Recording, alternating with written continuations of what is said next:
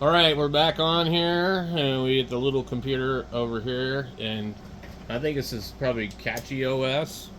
So we'll boot that up. Maybe move the camera back a little further. Um, okay, so it looks like it uses Grub, which I prefer. You can do legacy hardware, mem test, UFI shell. Um, let's see what it does. Now they were saying that they like to use this one for gaming or something. I think so. I don't know if that's true or not, but or even how good it is for that. It looks like it probably will take a little while to start. Running hook. Arch ISO. Waiting 10 seconds for device. Okay.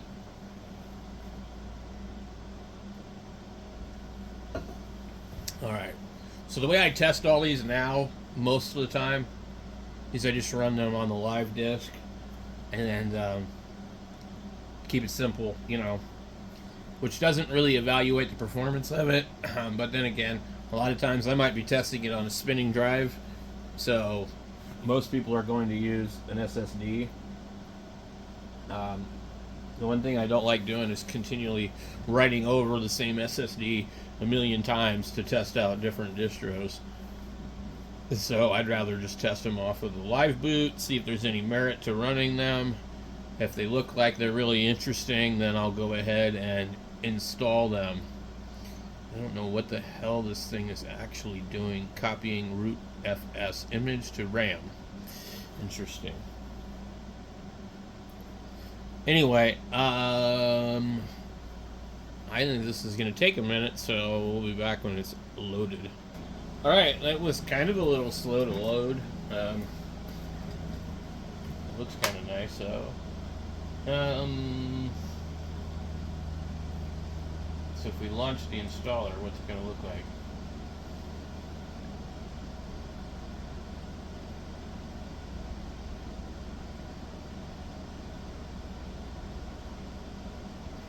You can choose the bootloader right from this screen. Grub, System D, Refined.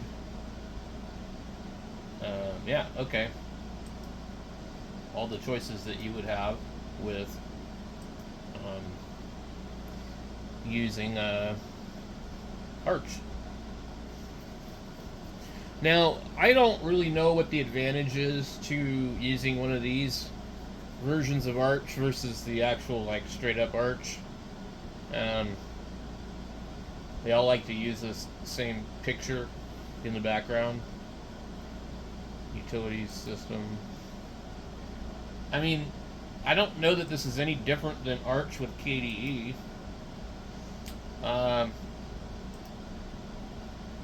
You're going to have some more stuff installed probably that you wouldn't normally. Let's see, what do we have here? All applications. Let's go through here.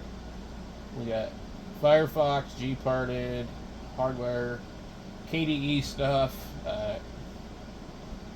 micro.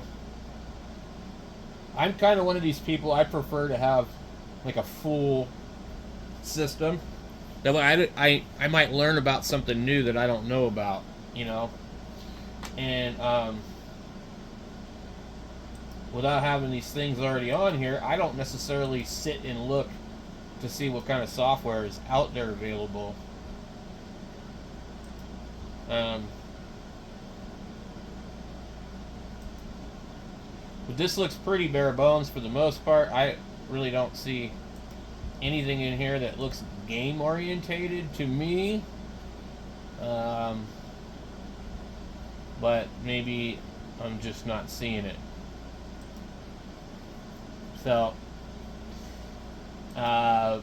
pretty much, I don't know why you would install this instead of just installing the regular Arch distribution. But I'm sure somebody watching is like, "Oh, you're so dumb." Well, then just tell me. I don't need to be called names or, whatever. I'm not a Linux power user. I can install Arch from scratch and probably any distro out there for the most part, but that doesn't mean that I'm very skilled. So we have that one. What's this one do? So that's just your quick settings, which is kind of nice. But all this is the same as Arch. It's just we could go change the wallpaper to whatever the hell we want. I guess they don't give you any other options on this one, but I don't know if it's any good or not. I mean, I've read somewhere it was optimized. The kernel was optimized for gaming. So if that's the case, then maybe this is the OS for you. So, but for me, I don't really do a lot of gaming, and I mean, seriously, I don't need a whole lot of computer to do stuff on Steam. So maybe check it out, maybe don't. Maybe just go straight up for the, unadulterated Arch.